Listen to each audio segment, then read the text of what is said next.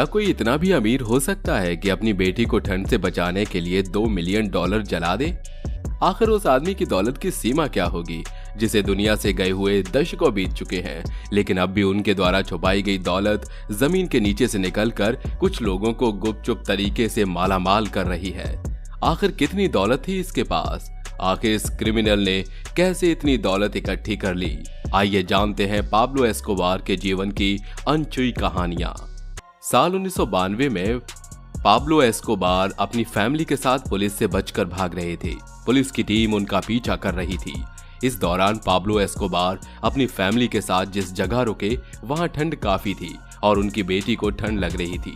ठंड को भगाने का एक ही उपाय था कि आग जला दी जाए, पर आग को जलाने के लिए कोई साधन नहीं था। इसलिए पाब्लो एस्कोबार ने $2 मिलियन के नोट लिए और उनको जलाना शुरू कर दिया। देखते ही देखते उन्होंने वो सारे नोट जला दिए ताकि उनकी बेटी को ठंड से बचाया जा सके। पॉप म्यूजिक के स्टार्स ने भी पाब्लो एस्कोबार के नाम को इस्तेमाल करके काफी नाम कमाया। हिप हॉप में उनका नाम काफी फेमस है। अक्सर ऐसे गानों में बहुत बार पाब्लो शब्द सुनाई देता है। पाब्लो एस्कोबार की लाइफ के ऊपर नेट पर बनी वेब सीरीज नार्को बहुत ही फेमस है। डेफिनेटली बहुत सारे लोगों ने इस वेब सीरीज को देखा होगा। जो इस वेब सीरीज को देख चुके हैं वो पाब्लो एस्कोबार की लाइफ और उसके स्टाइल के बारे में जरूर जानते होंगे। पाब्लो एस्कोबार को हिस्ट्री का सबसे बड़ा माफिया माना जाता है और इसके पीछे कारण भी है। उन्होंने एक पूरी की पूरी पनडुब्बी, एक पूरा का पूरा आइलैंड और इतना ही नहीं, एक देश की पूरी सरकार को अपने फेवर में कर रखा था। आज से लगभग 2 दशक पहले इस दुनिया के ड्रग मार्केट पर पाब्लो एस्कोबार बेताज बादशाह की तरह राज किया करते थे। एक ड्रग स्मगलर के तौर पर काम करते हुए पाब्लो एस्कोबार एक समय दुनिया के 7वें नंबर के सबसे अमीर व्यक्ति बन गए थे। इनके पास इतने ज्यादा पैसे थे कि इन्हें जमीन में गड्ढा खोदकर अलग अलग जगहों पर पैसे डालने पड़ते थे। पाब्लो एस्कोबार की डेथ के बाद उनके छुपाए हुए पैसे बहुत सारे लोगों ने जमीन के नीचे से डिस्कवर कर लिए। पाब्लो एस्कोबार को कम से कम 4 से 5 हजार लोगों की मौत का जिम्मेदार माना जाता है। पाब्लो एस्कोबार के भाई रॉबर्टो बताते हैं कि जब पाब्लो का टोटल मुनाफा 1 लाख करोड़ रुपए से ज्यादा हो गया तब वो नोटों की गड्डियां बांधने के लिए कम से कम 2 से 3 लाख रुपए रबर बैंड पर खर्च कर दिया करते थे। इतना ही नहीं, उनके नोटों की 10% गड्डियों को कमरे के चूहे कुतर कर खराब कर दिया करते थे।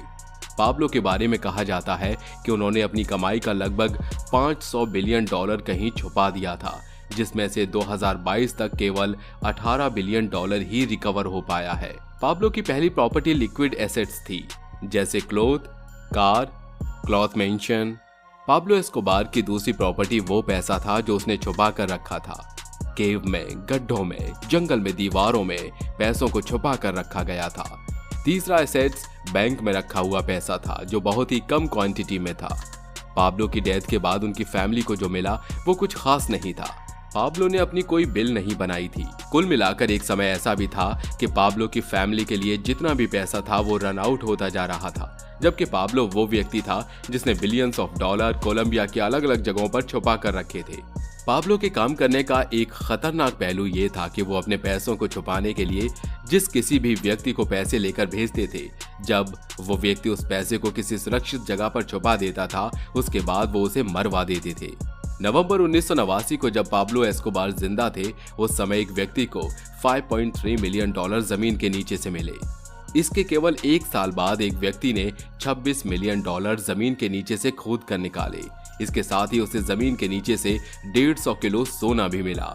इसके लगभग 20 साल बाद साल 2019 को एक व्यक्ति को जमीन के नीचे खुदाई करने पर $6 मिलियन मिले। इसी साल एक दूसरे व्यक्ति को जमीन के नीचे से $10 मिलियन मिले। इसके बाद एक 65 साल के किसान को अपनी जमीन में खुदाई का काम करते हुए $600 मिलियन मिले। ये सारे पैसे कंटेनर में रखकर जमीन के नीचे गाड़े गए थे। इस किसान ने सारे पैसे सरकार को दे दिए। पाब्लो के पैसों की एक डिस्कवरी उनके नेफ्यू के द्वारा की गई। उनके अपने ही घर में दीवार में $18 मिलियन छुपाकर उन्होंने रखे थे। रॉबर्टो सिंड्रिया खजाने की खोज के लिए जाने जाते हैं। वो अपने आप को पाब्लो एस्कोबार का सीक्रेट बेटा बताते हैं।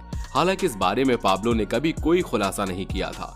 रॉबर्टो ने यह जिम्मेदारी उठाई कि उनके पिता ने कोलंबिया में जितने भी पैसे दबा कर रखे थे वो उन तमाम पैसों को ढूंढ निकालेंगे। रॉबर्टो ने अपनी पूरी जिंदगी यूके में बिताई। क्योंकि उसका कहना था कि उसके पिता के दुश्मनों को उसके बारे में पता चल गया था, जो कभी भी उसे नुकसान पहुंचा सकते थे। एक MIA एजेंट ने ही रॉबर्टो को ट्रेस किया था। जब वो एजेंट मरने वाला था तो उसने कोड लिखा हुआ नोट रॉबर्टो को दिया था। उस नोट में कुछ कोड लिखा हुआ था। इसका सीधा सा मतलब ये था कि जो भी व्यक्ति इस कोड को डिकोड कर लेगा उसे पाब्लो एस्कोबार के छुपे हुए खजाने का एड्रेस मिल जाएगा। रॉबर्टो अब खजाने की खोज में लग चुके हैं। नोट में लिखे हुए कोड के अकॉर्डिंग कुछ खजाने तो मिल भी चुके हैं। लोगों को मालूम नहीं है कि कोलंबिया में उनके घर के नीचे दीवारों में जिस जगह पर वो चल फिर रहे हैं उस जगह जमीन के नीचे पाब्लो एस्कोबार का खजाना छुपा हुआ है। अब ये देखना दिलचस्प होगा कि पाब्लो एस्कोबार का खजाना कौन खोज पाता है, उनके सीक्रेट सन रॉबर्टो, कोलंबिया के आम लोग या फिर अथॉरिटी। पाब्लो एस्कोबार अपने माफिया ग्रुप को कैसे ऑपरेट करता था? पाब्लो एस्कोबार ने USA, मैक्सिको, कोलंबिया के अलग अलग शहरों में अपने कई सारे घर बना रखे थे, जिसे ये पुलिस से बचने के लिए यूज किया करता था। ये कब किस घर में रहता था इस बात की जानकारी केवल इसे ही होती थी, लेकिन इसका जो सबसे बड़ा और हेडक्वार्टर था उसका नाम था नेपोलिस स्टेट। पाब्लो एस्कोबार की बाहर की मौत के बाद उसके बेटे ने एक किताब लिखी थी और उस घर के बारे में उसने लिखा था कि उसके इस घर में किसी भी वाहन से आया जा सकता था। इस घर का एरिया इतना बड़ा था कि यहाँ आने वाला अगर एरोप्लेन से आए तो आसानी से आ सकता था। यहाँ कई सारे एरोप्लेन हमेशा सर्विस देने के लिए रेडी रहते थे। हेलीकॉप्टर के उतरने के लिए बाकायदा 2 हेलीपैड बने हुए थे। नेपोलिस स्टेट में एक तो नहीं बल्कि पूरी 27 झील मौजूद थी। इस पूरे एरिया में 10 घर बने हुए थे और इन 10 घरों में काम करने के लिए 17 कर्मचारी लगाए गए थे, जो पाब्लो और उसकी फैमिली की लग्जरी लाइफस्टाइल को अपनी सर्विस से कंफर्टेबल बनाते थे। इस घर में पार्क के अलावा एग्जॉटिक एनिमल वाला जू भी मौजूद था।